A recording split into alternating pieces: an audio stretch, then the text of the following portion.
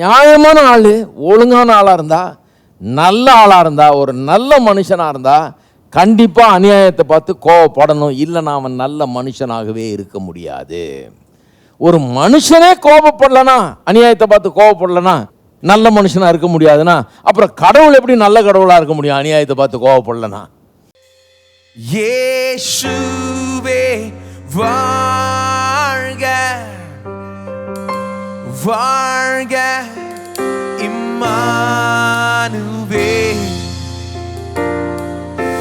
ராஜனே கர்த்தனே விடிவெள்ளியே நித்ய நித்தியமாக உம்மை துதிப்பேன். உம்மோடென்றும் ஆளுகை செய்வேன். இயேசுவே வாழ்க வாழ்க, இம்மானுவேல் ராஜனே கர்த்தனே விடிவெள்ளியே நித்ய நித்தியமாக உம்மை துதிப்பேன். உம்மோடென்றும் ஆளுகை செய்வேன். இயேசுவே வாழ்க இயேசுவே வாழ்க வாழ்க, இம்மானுவேல் ராஜனே கர்த்தாதி கர்த்தரே விடிவெள்ளியே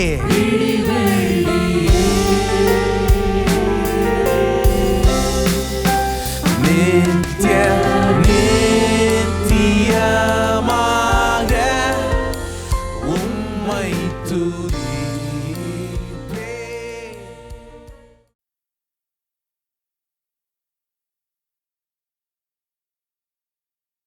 யோவான் 4:7-11 பிரியமானவர்களே, ஒருவரிலொருவர் அன்பாயிருக்க கடவோம்.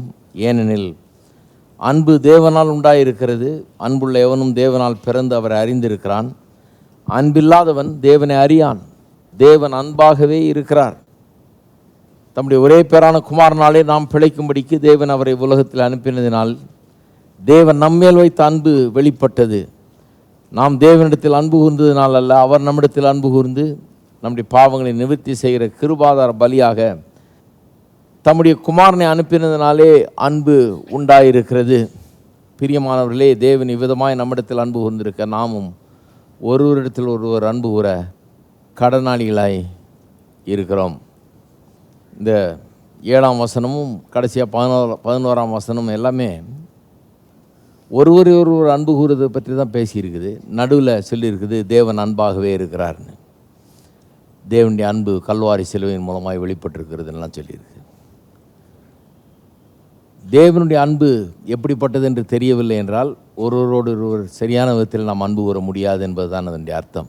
அதனால தான் ஒருவரோடு ஒருவர் அன்பாக இருக்கிறத பேசுகிறதுக்கு முன்னால் தேவனுடைய அன்பு என்னங்கிறத முதல்ல நாம் இப்பொழுது பேசி கொண்டிருக்கிறோம். தேவனுடைய அன்பை குறித்தான் கடந்த சில வாரங்களாக பேசி கொண்டிருக்கிறேன். தேவன் அன்பாகவே இருக்கிறார்னு 8ஆம் வசனத்தில் சொல்லியிருக்கு இல்லையா, அதைத்தான் விளக்கி கொண்டிருக்கிறேன். அதில் குறிப்பாக 2 தவறான அபிப்பிராயங்களை சுட்டி காண்பித்தேன். தேவன் அன்பாகவே இருக்கிறார் என்பதை புரிந்து கொள்வதில் 2 தவறுகள் நடக்கிறது. அந்த தவறுகளை புரிஞ்சுக்கிட்டாலே எப்படி அதை சரியாக புரிஞ்சுக்கிறதுன்னு வழங்கும். அதில் ஒரு தவறு என்ன, தேவன் அன்பாகவே இருக்கிறான்னு சொல்லியிருக்கிறதுனால அன்புதான் தேவன் என்று நிறைய பேர் சொல்லிடுறாங்க.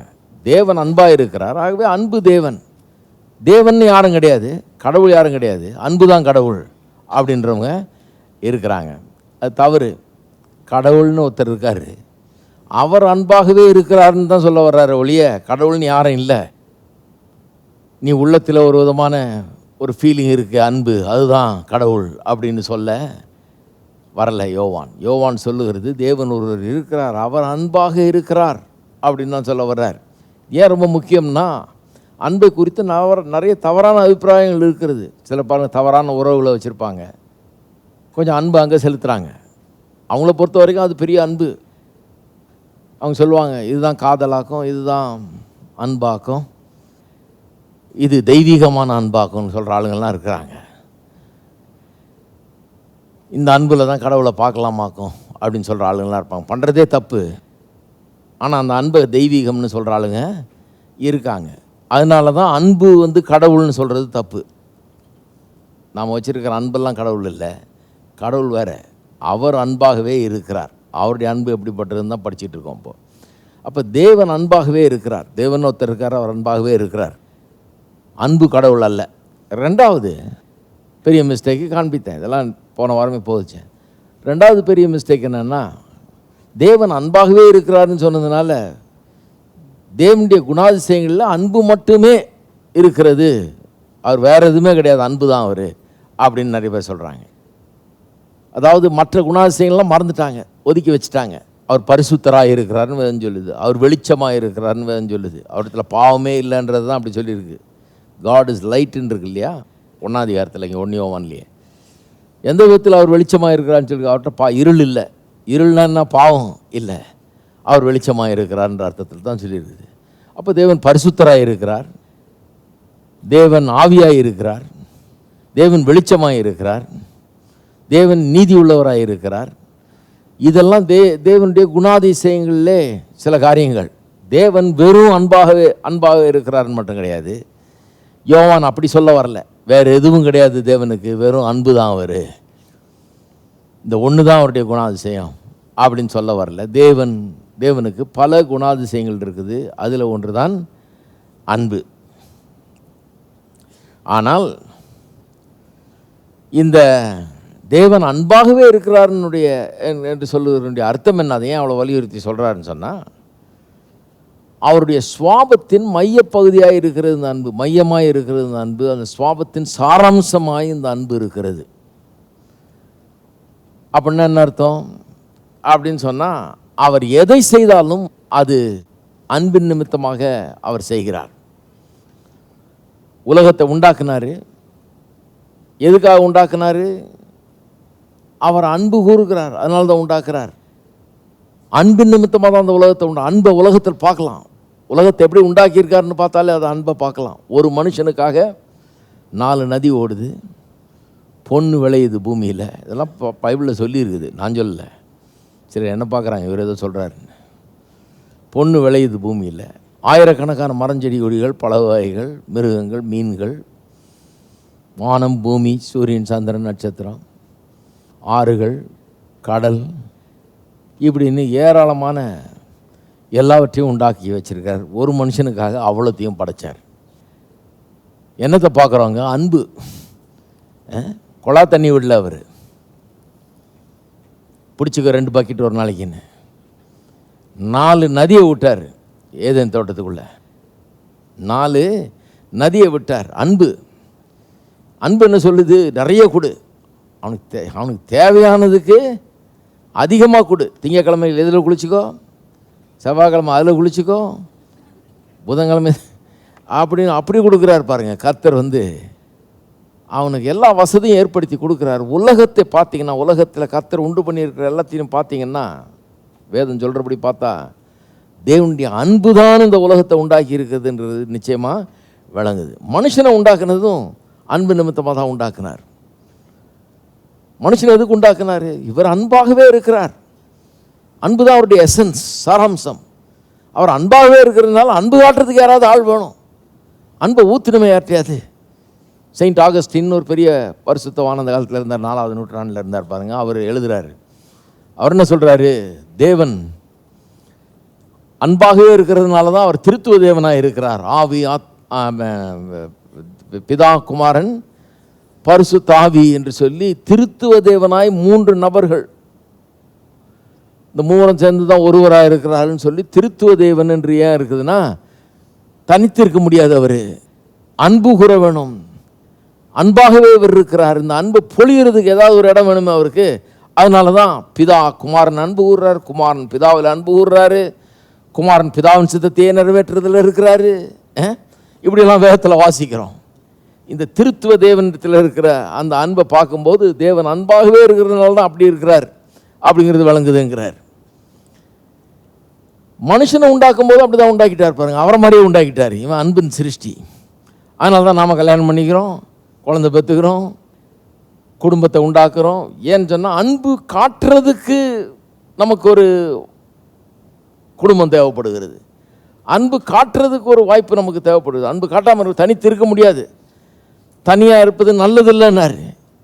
ஏன்னா மனுஷன் அப்படி இல்லை, அப்படிப்பட்டவன் இல்லை, தனியாக இருக்கிற ஆள் இல்லை. அவன் இப்படி தான் இருக்கணும் அப்படின்னு சொல்லி அவனுக்கு ஏற்ற துணையை உண்டாக்கி தர்றாரு. ஏன்னா அவன் அன்பு காட்டுவதற்கு அவனுக்கு ஒரு இடம் வேணும் அங்கே. அதுக்காக தான் மனைவி, பிள்ளைகள், குடும்பம் என்று இதெல்லாம் உண்டாகிறது. நிறைய பேர் திருமணத்தெல்லாம் ஒரு பிஸ்னஸ் டீல் மாதிரி நினைக்கிறாங்க. இப்போல்லாம் எப்படி சொல்கிறாங்க, நீங்கள் இதை கொடுத்துருங்க, அதை கொடுத்துருங்க, எவ்வளோ கொடுத்துருங்க. அவங்களுக்கு என்னென்னா இந்த இந்த இந்த டீலில் என்ன நமக்கு ஒர்க் அவுட் ஆகும், நமக்கு என்ன, நம்மளுக்கு எவ்வளோ லாபகரமாக இது அமையும், இந்த பிஸ்னஸ் டீல் எவ்வளோ லாபகரமாக நமக்கு அமையும்னு பார்க்குறாங்க. ஏன்னா இந்த பிஸ்னஸ் மாதிரி பண்ணுறதுக்கு தான் கடவுளுக்கு திருமணத்தை கொடுத்துருக்கிறாருன்னு நினைப்பு சிலர். கடவுள் திருமணத்தை பிஸ்னஸாக கொடுக்கல, திருமணத்தை எதுக்கு கொடுத்துருக்கிறாரு? அன்பாகவே இருக்கிற தேவன் மனுஷனை அன்பாகவே இருக்கும்படியாக உண்டாக்கிட்டார். அதனால் அவனுக்கு இது அவசியம். அதனால தான் திருமணத்தை இதெல்லாம் மறந்துட்டதுனால தான் இன்றைக்கி வந்து ஒரே பிரச்சனையாக இருக்குது. திசை மாதிரி போயிட்டதுனால என்னென்ன வழங்கலை நிறைய பேருக்கு. எதுக்காக திருமணம் பண்ணியிருக்கிறோம், எதுக்காக பிள்ளைகளை பெற்றுக்கிறோம், எதுக்கு குடும்பம், என்ன ஏதுன்னு ஒன்றும் விளங்காதனால தான் பிரச்சனையாக இன்றைக்கு இருக்கிறது. கர்த்தர் அன்பாகவே, தேவன் அன்பாகவே இருக்கிறார். சரி, அப்போ தேவன் அன்பு கூறுகிறார்னு சொல்ல அன்பாகவே இருக்கிறார். அதை கவனிக்கணும். அன்பு கூறுறது வேற, அன்பாகவே இருப்பது வேற. அன்பு தான் அவருடைய குணாதிசயத்தின் சாராம்சம். அதனால தான் அப்படி சொல்லியிருக்காரு. சரி, இன்றைக்கு இன்னொரு காரியத்துக்குள்ளே போக போகிறோம். அது என்னென்னா, தேவன் அன்பாகவே இருக்கிறார் என்பது உண்மையானால் அவர் கோபமாக இருக்கிறார்னு சில இடத்துல சொல்லப்பட்டிருக்கிறதே, நிறைய இடத்துல சொல்லப்பட்டிருக்கிறதே. இதெல்லாம் என்ன பண்ணுவது? அன்பும் கோபமும் எப்படி ஒத்து போக முடியும்? அன்பாக இருக்கிற தேவன் கோபமாக இருக்கலாமா? ஏனென்றால் மனுஷருடைய எண்ணம் என்னென்னா, அன்பாக இருந்தால் கோபமாக இருக்கக்கூடாது, அன்பாக இருக்கிறவர்களுக்கு கோபமே வரக்கூடாது. கோபம் வந்தாலே அங்கே அன்பு இல்லை. அன்பு இருக்கிற இடத்துல கோபம் வெளியேறிடும், கோபம் இருக்கிற இடத்துல அன்பு வெளியேறிடும். அன்பும் கோபமும் கோ எக்ஸிஸ்ட் பண்ண முடியாது, ஒன்றோடு ஒன்று இணைந்து வாழ முடியாது. அன்பும் கோபமும் ஒரே இடத்துல குடியிருக்க முடியாது என்பது தான் அவருடைய எண்ணம். அதனால் வேத வசனத்தில் தேவனுடைய கோபாக்கினை, தேவன் கோபமாக இருக்கிறார் அப்படின்னு வாசிக்கும் போதெல்லாம் இவங்களுக்கு ஒரு மாதிரி டிஸ்டர்ப் ஆகிடுறாங்க. என்னடா இது இப்படி சொல்லியிருக்கேன், கர்த்தர் நல்லவர்னு வாசிக்கிறோம், கர்த்தர் நல்லவர்னு பாடுறோம், கர்த்தர் நல்லவர்னு பிரசங்கம் பண்ணுறாங்க, கடைசியில் பார்த்தா இங்கே கோபமாக இருக்கிறாருன்னு இருக்கேன். எதிரும் புதிருமா இருக்குதே, கோபமாக இருக்கிறவர் எப்படி அன்பாக இருக்க முடியும் அப்படின்னு சொல்லி சிலர் என்ன பண்ணிடுறாங்க, தேவனை கோப தேவனாகவே சொல்லிடுறாங்க. அவர் நல்லவராக இருக்கிறாருன்னு சொல்கிறதே கிடையாது. அவர் கோபமுள்ளவராக இருக்கிறாரு, அவர் அக்னியை போல் இருக்கிறாரு, அவர் பட்சிக்கிற அக்னி, அதெல்லாம் சொல்லியிருக்குது வேதத்தில். அந்த பகுதியை ரொம்ப எம்பசைஸ் பண்ணிடுறாங்க, அதை மட்டும் பண்ணிடுறாங்க. தேவன் அன்பாகவே இருக்கிறாருன்றதை அமைக்கி சொல்லிடுறாங்க. ஏன்னா நிறைய வசனங்கள் அப்படி சொல்லுதுன்னு சொல்லி. ஏன்னா அவங்களுக்கு என்னென்னா, ஒன்று கோபமாக இருக்கணும், இன்னொன்று அன்பாக இருக்கணும். அன்பாக இருக்கிறவர் கோபமாக இருக்க முடியாது, கோபமாக இருக்கிறவர் அன்பாக இருக்க முடியாது என்பது தான் அவருடைய எண்ணம். வாசிப்போம். சங்கீதம் 7ஆம் சங்கீதம் 11வது வசனம் இப்படி சொல்லுகிறது. இது கவனிப்போம். தேவன் அன்பாகவே, இன்னைக்கு கேள்வி என்னன்னா, தேவன் அன்பாகவே இருக்கிறாருன்னா அவர் கோபமாக இருக்கிறாருன்னு சொல்கிறது என்ன பண்ணுறது? எது உண்மை? அன்பாக இருக்கிற தேவன் கோபமாகவும் இருக்க முடியுமா?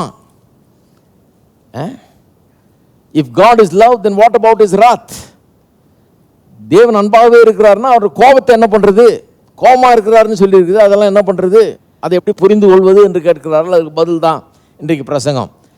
சங்கீதம் 7:11, தேவன் நீதியுள்ள நியாயாதிபதி, அவர் நாள்தோறும் பாவியின் மேல் சினம் கொள்ளுகிற தேவன். இங்கிலீஷில் ரொம்ப அருமையாக வருது, he is daily angry with the sinner. இங்கிலீஷே தெரியாதவங்களுக்கு கூட இது வழங்கிடும். டெய்லின்னா தினந்தோறும் பாவியின் மேல் கோபமாக இருக்கிறார். தினந்தோறும் டெய்லி கோபமாக இருக்காராம் அவர். டெய்லி கோபமாக இருக்கிறார். அப்போ இது ஜனங்களுக்குள்ளே என்னென்னா பாருங்க, ஒரு கோபமாக உட்காந்துட்ருக்கார் போல இருக்குது அவர். இன்றைக்கும் கோபம், நாளைக்கும் கோபம், அடுத்த நாளும் கோபம், 365 நாளும் கோபமாக இருக்கிற கடவுள் இவர். எப்போ பார்த்தாலும் உருன்னு இருக்கிறாரு, கோபமாக இருக்கிறாரு அப்படிங்கிற மாதிரி யோசித்துக்கிறாங்க. என்ன சொல்ல வருதுன்னு நல்லா புரிஞ்சுங்க. அந்த வசனத்தை முழுசாக பார்க்கணும்.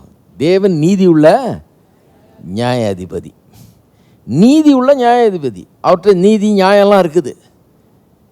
அதனால தான் என்ன இருக்குது, தினந்தோறும் என்ன பண்ணுறாரு, பாவியின் மேலே கோபம் உள்ளவராக இருக்கிறார். பாருங்கள், உங்களுக்குள்ள ஒரு நியாயம் நீதியின் உணர்வு இருக்குதுன்னு வைங்க.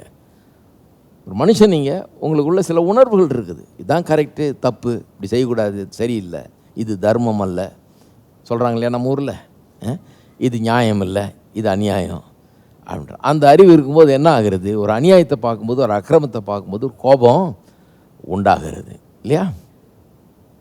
கோபமே உண்டாகலைன்னா சிலர் நினைக்கிறாங்க கிறிஸ்தவன்னா கோபமே வரக்கூடாதுன்னு.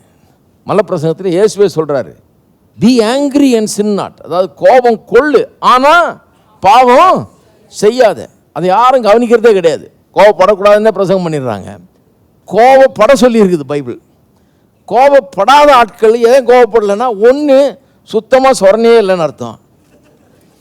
ஊரில் என்ன நடந்தாலும், என்ன அக்கிரமம் நடந்தாலும், அநியாயம் நடந்தாலும் சுத்தமாக கொஞ்சம் ஒரு நம்டு, அப்படியே விரைச்சி போன ஆட்கள். எந்த விதமான இதுவும் சூடு சொரணை எதுவுமே கிடையாது. அப்போ தான் கோபம் வராது. 2, சுத்தமாக அறிவே இல்லாமல் இருக்கணும். என்ன நடக்குதுன்றது பற்றி ஒரு அறிவே இல்லைன்னா கோபம் வராது. 3, இவனும் அநியாயக்காரனாக இருக்கணும். அதனால் இன்னொரு அநியாயக்காரன் மேலே கோவப்பட்டு பிரயோஜனம் கிடையாது. அந்த அநியாயத்தை நம்மளும் செய்கிறோம். இப்படி தான் கோவப்பட மாட்டாங்களே ஒழிய, நியாயமான ஆள், ஒழுங்கான ஆளாக இருந்தால், நல்ல ஆளாக இருந்தால், ஒரு நல்ல மனுஷனாக இருந்தால் கண்டிப்பாக அநியாயத்தை பார்த்து கோவப்படணும். இல்லைன்னா அவன் நல்ல மனுஷனாகவே இருக்க முடியாது. ஒரு மனுஷனே கோபப்படலனா, அநியாயத்தை பார்த்து கோவப்படலனா நல்ல மனுஷனாக இருக்க முடியாதுன்னா, அப்புறம் கடவுள் எப்படி நல்ல கடவுளாக இருக்க முடியும் அநியாயத்தை பார்த்து கோவப்படலனா? ஹலோ, இப்போ தான் வருது சிலருக்கு. ஓஹோ அப்படிங்களா, கரெக்டுங்க. கடவுள் எல்லாத்தையும் உண்டாக்குனவர், அன்பினால் எல்லாத்தையும் உண்டாக்குனவர், அன்பினால் எல்லாத்தையும் படைத்தவர், எல்லாத்தையும் மனுஷனுக்கு கொடுத்தாரு. அவர் மனுஷனுக்கு எந்த துரோகத்தையும் பண்ணல, எல்லா நன்மையும் செஞ்சார். மனுஷன் பண்ணுறது அக்கிரமம். கோவம் வரக்கூடாதா கர்த்தருக்கு? வரக்கூடாதுன்றீங்களா? எந்த கோபமே வரக்கூடாதுன்றீங்களா? இவன் அநியாயம் பண்ணுவான், அக்கிரமம் பண்ணுவான், என்ன வேணா பண்ணுவான். சிலர் சொல்கிறாங்க இல்லையா, மன்னிக்கிறது அவருடைய வேலை, தப்பு பண்ணுறது என் வேலை. கடவுளை பற்றி அவங்களுக்கு எண்ணம் அப்படி. மன்னிக்கிறதானங்க அவருடைய வேலை. கேள்விப்பட்டிருக்கீங்களா? ஏதோ ஒரு இங்கிலாந்து ராணி அப்படி சொன்னாங்களாம் 200-300 வருஷத்துக்கு முன்னாடி. அதையெல்லாம் பிடிச்சிக்கிட்டாங்க. அப்படியே பிடிச்சிட்டு, மன்னிக்கிறது தானே கடவுளுடைய வேலை. மனுஷன் அவன் பாவம் செய்ய தான் செய்வான், கடவுளுடைய வேலை என்ன, மன்னிக்கிறது தான் அவருடைய வேலை. எப்படி இருக்கு பாருங்க. கடவுள் நீதியும் நியாயமும் உள்ளவர், அவர் நல்லவர், நேர்மையானவர், உத்தமர், கரெக்டாக இருக்கணும்னு நினைக்கிறவர், அநியாயத்தை அக்கிரமத்தை விரும்புகிறவர் கிடையாது, பாவத்தை விரும்புகிறவர் கிடையாது. அப்படி விரும்பாதவராக இருக்கிறதுனால அவருக்கு அக்கிரமத்தை பார்க்கும்போது, அநியாயத்தை பார்க்கும்போது கோபம் வருது. சரி, அப்போ கர்த்தர் நல்லவராயும் இருக்கிறார், அதாவது அவர் அன்பானவராயும் இருக்கிறார், அன்பாகவே இருக்கிறார். அதே நேரத்தில் அவர் கோபமாக இருக்கிறாருன்றதையும் நாம் ஏற்றுக்கொள்ள வேண்டியதாக இருக்குது. கோபமும் அன்பும் ஒன்றா வர முடியும், ஒன்றா ஒருவரிலே இருக்க முடியும். 3 காரியங்களை விளங்கிட்டுனா இது விளங்கிடும் உங்களுக்கு. இந்த கோபத்தை என்ன பண்ணுறதுன்னு விளங்கிடும். அன்பாகவே இருக்கிறாருன்னு இருக்குது, ஆனால் கோபமாக இருக்கிறாருன்னு நிறைய இடத்துல சொல்லியிருக்குது. இப்போ ரெண்டுத்தையும் எப்படி ஒன்றா விளங்கிக்கிறது? 3 காரியங்களை விளங்கிக் கொள்ளணும். ஒன்று என்னென்னா, நிறைய பேர் கேள்விப்பட்டிருப்பீங்க, தேவன் பாவத்தை வெறுக்கிறார், பாவியை நேசிக்கிறார். ஆனால் இங்கே வசனம் என்ன சொல்லுது? பாவியின் மேல் கோபமாக இருக்கிறார். பாவியின் மேல் எப்படி இருக்கிறாரு? கோபமாக இருக்கிறார். சரி, புதிய ஏற்பாட்டில் எப்படிங்க? புதிய ஏற்பாட்டில் ஒன்றும் இருக்காது, கோபம் இருக்காது. பாருங்கள், ரோமர் 1 18 வசனம். சத்தியத்தை அநியாயத்தினாலே அடக்கி வைக்கிற மனுஷருடைய எல்லாவித அவபக்திக்கும் அநியாயத்துக்கும் விரோதமாய் தேவ கோபம் வானத்திலிருந்து வெளிப்படுத்தப்பட்டிருக்கிறது. அதாவது சிலுவையில் இயேசு மரித்த போது அங்கே இயேசு செத்ததே எப்படி செத்தாராம்? தேவ கோபம் எல்லா அநியாயத்தையும் அக்கிரமத்துக்கும் விரோதமாய் தேவ கோபம் வானத்தில் வெளிப்பட்டிருக்கிறது. அப்போ அவராக தான் சொல்கிறார், தேவன் கோபம் உள்ளவராக இருக்கிறார். எதனால கோபம்? அநியாயம், அக்கிரமம், அதை பற்றிய கோபம் அவருக்கு இருக்குது. கோவையில் சாம்பி செல்லத்துறை பேசுகிறார். நாள் பிப்ரவரி 22, 23, 24 புதன், வியாழன், வெள்ளி ஆகிய நாட்களில் நடைபெறுகிறது. நேரம் காலை 9:30 மணி முதல் 1 மணி வரை, மாலை 6:45 மணி முதல் 8:45 மணி வரை. இடம் சியோன் தேவசபை, KK புதூர், கோவை 38. மேலும் விவரங்களுக்கு தொடர்பு கொள்ளவும். ஏறெடுப்போம் துதி ஸ்தோத்திரங்கள் மாறிடா அழிவில்லா அன்பினிற்கே. ஸ்தோத்திரங்கள் துதி பாத்திரற்கே, காத்திடும் முடிவில்லா அன்பினிற்கே. ஏறெடுப்போம் துதி ஸ்தோத்திரங்கள் மாறிடா அழிவில்லா அன்பினிற்கே. ஸ்தோத்திரங்கள் துதி பாத்திரற்கே, காத்திடும் முடிவில்லா அன்பினுக்கே. ஏறெடுப்போம் துதி ஸ்தோத்திரங்கள் மாறிடா அழிவில்லா அன்பினுக்கே. ஸ்தோத்திரங்கள் துதி பாத்திரக்கே, காத்திடும் முடிவில்லா அன்பினுக்கே. ஏறெடுப்போம் துதி ஸ்தோத்திரங்கள் மாறிடா அழிவில்லா அன்பினுக்கே. ஸ்தோத்திரங்கள் துதி பாத்திரக்கே, காத்திடும் முடிவில்லா அன்பினுக்கே. அவரின் நன்மைகள் அவனியோர் அறிய துதித்து நாம் பாடுவோம். மன்னன் வரும் வேளை மன்னோர் வரவேற்க மகிழ் கொண்டாடிடுவோம். அவரின் நன்மைகள் அவனியோர் அறிய துதித்து நாம் பாடுவோம். மன்னன் வரும் வேளை மன்னோர் வரவேற்க மகிழ் கொண்டாடிடுவோம். ஏறெடுப்போம் துதி ஸ்தோத்திரங்கள் மாறிடா அழிவில்லா அன்பிற்கே. ஸ்தோத்திரங்கள் துதி பாத்திரக்கே, காத்திடும் முடிவில்லா அன்பிற்கே. ஏறெடுப்போம் துதி ஸ்தோத்திரங்கள் மாறிடா அழிவில்லா அன்பிற்கே. ஸ்தோத்திரங்கள் துதி பாத்திரக்கே, காத்திடும் முடிவில்லா அன்பிற்கே. வளம் நீரை பூமி மாறும் காலங்கள் வான்மழை சூரியன் படைப்பின் சந்தோஷம் அளித்த உயிர் மூச்சில் கலந்தார் ஸ்தோத்தரிப்போம். வளம் நீரை பூமி மாறும் காலங்கள் வான்மழை சூரியன் படைப்பின் சந்தோஷம் அளித்த